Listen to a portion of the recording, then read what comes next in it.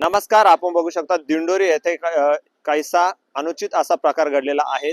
विद्यार्थ्यांच्या स्पर्धा परीक्षेच्या बक्षीस रिटर्न देण्याची वेळ आली आहे. हा प्रकार नेमका काय आहे तर 2-3 दिवसापूर्वी वृत्तपत्र स्थानिक वृत्तवाहिन्याला देखील या प्रकारची बातमी प्रसिद्ध झाली. विद्यार्थी हे शिक्षकांचेच मुलं असल्याचंही समोर आलं आहे. या संदर्भात आपल्याशी बोलण्यासाठी शिवसेनेचे उद्धव ठाकरे गटाचे प्रतिनिधी आहे. आपण त्यांच्याशी चर्चा करणार. नाव काय तुमचं? योगेश माधवराव बर्डे. काय सांगाल हा नेमका प्रकार काय? वृत्तपत्रात जी बातमी प्रसिद्ध झाली त्याबाबत काय सांगाल? अतिशय धक्कादायक असा प्रकार त्या ठिकाणी वृत्तपत्राच्या माध्यमातून आम्हाला त्या ठिकाणी समजला की जर अशा पद्धतीने खेळामध्ये सुद्धा लहान मुलांच्या स्पर्धांमध्ये सुद्धा जर राजकारण होणार असेल तर खऱ्या अर्थानं खरे जे खेळाडू आहेत ते पुढे येतील का, हा खऱ्या अर्थाने प्रश्न आहे. आणि शिक्षकांचीच मुलं खेळाडू, त्यांनी खेळाडू असणं याच्यात गैर नाही, परंतु त्यांचा त्या ठिकाणी त्या शाळेशी संबंध नसताना ते त्या स्पर्धेत खेळवले जात आहे. शाळेचे विद्यार्थी म्हणून प्रत्यक्ष ते त्या शाळेचे विद्यार्थी नाही आणि त्यांचेच प्रशिक्षक, त्यांचे ते शिक्षक आणि त्यांचे वडीलच प्रशिक्षक आणि तीच मुलं, त्यांचीच मुलं एक नंबर येतात. म्हणजे खऱ्या अर्थाने जी इतर मुलं खेळली मग त्यांच्यामध्ये खेळाडू म्हणून ते गुण नव्हते का, हा खऱ्या अर्थाने प्रश्न त्या ठिकाणी निर्माण होतोय. आणि जर त्यांचेच वडील प्रशिक्षक आणि तीच मुलं जर पहिल्या नंबरने येतात तर निश्चितपणानं या खेळामध्ये, या स्पर्धांमध्ये हा 100% हा भ्रष्टाचार, वशिलेबाजीच या माध्यमातून त्या ठिकाणी झालेली दिसते. तर माझी आपल्या माध्यमातून या ठिकाणी गट विकास अधिकाऱ्यांना त्या ठिकाणी विनंती असणार आहे. आम्ही वेळ पडली तर त्या ठिकाणी सिओनच्याही या विषयामध्ये आम्ही भेट घेणार आहोत. आणि जर या तात्काळ या शिक्षकांवरती जर त्या ठिकाणी या अनुषंगाने जर कारवाई नाही झाली तर आम्ही शिवसेना उद्धव बाळासाहेब ठाकरे पक्षाच्या वतीनं या ठिकाणी दिंडोरी पंचायत समितीच्या कार्यालयाबाहेर त्या ठिकाणी तीव्र असं आंदोलन त्या ठिकाणी आम्ही छेडू. हा जो प्रकार घडलेला आहे हा प्रकार बक्षीस त्यांनी रिटर्न देखील दिलेले आहे, परंतु हे विद्यार्थी दुसऱ्या तालुक्यातले होते आणि स्थानिक जे विद्यार्थी आहेत ते यापासून वंचित राहिलेले आहेत. पालकांच्या तक्रारी आहे का कारवाई झालीच पाहिजे, परंतु अद्यापपर्यंत कुठल्याही प्रकारची कारवाई झालेली नाही. 100% ज्या अर्थी त्यांनी बक्षिसं परत दिली याचा अर्थ हे 100% सिद्ध होतं की ती बक्षिसं त्यांनी ती चुकीच्या माध्यमातून, चुकीच्या पद्धतीने मुलांना खेळवून ती बक्षिसं त्या ठिकाणी घेतली गेली. त्यामुळे ही 100% यातूनच सिद्ध होतं की त्या ठिकाणी ती वशिलेबाजीनेच ती मुलं खेळवली गेली आणि त्यांचे नंबर त्या ठिकाणी काढण्यात आले. तर म्हणून आपल्या माध्यमातून पुन्हा एकदा विनंती करतो, पालकांच्या तक्रारीनंतर सुद्धा दखल घेतली नाही, परंतु आता आम्ही त्या ठिकाणी राजकीय क्षेत्रातली लोक त्या ठिकाणी पुढे येत आहोत आणि आमच्या मागणीला जर त्यांनी प्रतिसाद नाही दिला तर या ठिकाणी आम्ही वेळप्रसंगी त्या ठिकाणी पंचायत समिती कार्यालयाबाहेर उपोषणाला बसू. अन्यथा आम्ही या ठिकाणी दिंडोरी पालखेड चौपोलीवरती रास्ता रोको करून त्या ठिकाणी जी खेळाडू त्या ठिकाणी वंचित राहिली त्यांना न्याय दिल्याशिवाय आम्ही त्या ठिकाणी स्वस्थ बसणार नाही. आपल्यासोबत दुसरे प्रतिनिधी. नाव काय तुमचं? शामिरे. काय सांगाल हा जो प्रकार घडलेला आहे हा अतिशय अनुचित प्रकार आहे आणि असले प्रकार जर होत असतील तर शिक्षण देशाला देखील काळेमा असणारी घटना आहे. काय होतं, हे ऑलरेडी दिंडोरी तालुका हा आदिवासी बहुल आहे आणि आदिवासी भागातल्या मुलांचं शैक्षणिक करिअर घडवणं ही 100% जबाबदारी शाळांची आहे. आणि शाळांची जबाबदारी असताना शिक्षकांनी त्या मुलांचा आत्मविश्वास वाढवणं, मुलांमध्ये गुण जे आहे ते वाढीस लावणं ही प्राथमिक जबाबदारी प्रत्येक शिक्षकाची असते. परंतु आपण जो आता प्रकार, आपण ज्या विषयावरती चर्चा करतो आहोत की स्पर्धेमध्ये मुलांचा आत्मविश्वासच काढून घेतलाय. शिक्षक हा आई वडिलांनंतर किंवा आई वडिलांच्या आधीचा गुरु मानला जातो, आईनंतर किंवा वडिलांनंतरचा.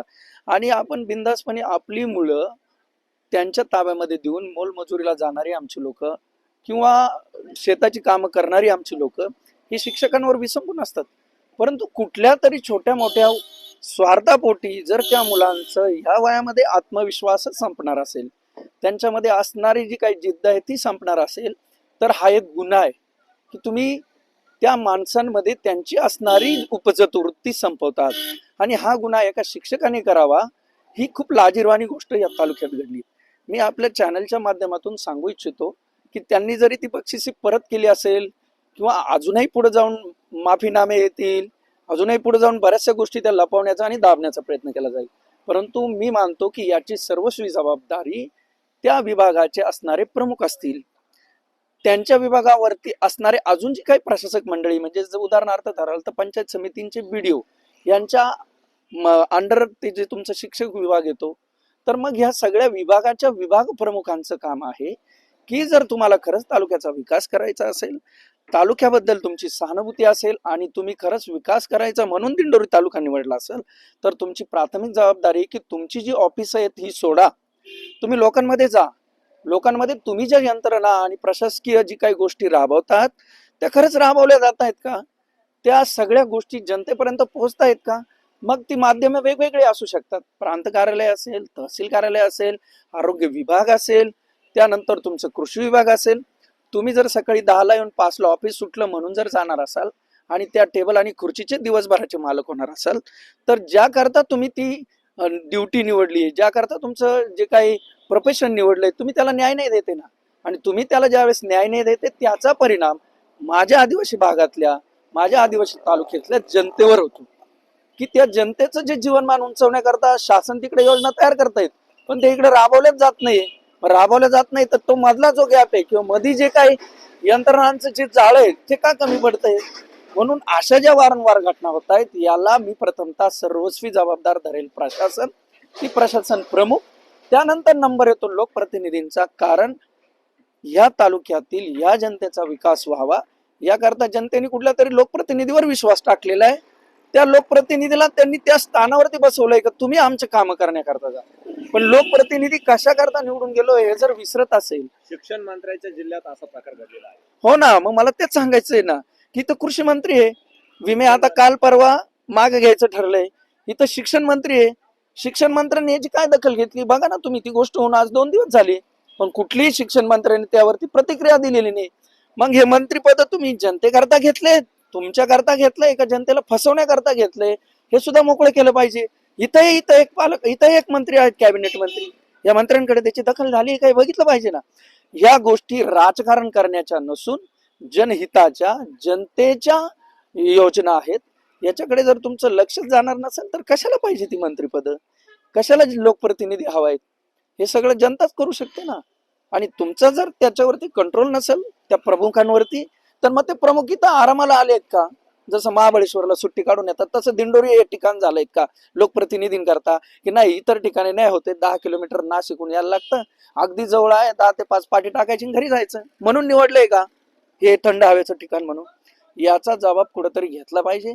मी तर म्हणेल तुम्ही जसं आता मध्ये खासदारांनी तुमची आढावा बैठक घेतली, मी तर सांगेल इथल्या प्रतिनिधींनी, नामदारांनी सुद्धा इथं एखादी बैठक घेतली पाहिजे, आमसभा घेतली पाहिजे, इथल्या सगळ्या प्रशासनाला बोलवलं पाहिजे आणि विचारलं पाहिजे हे काय होतंय.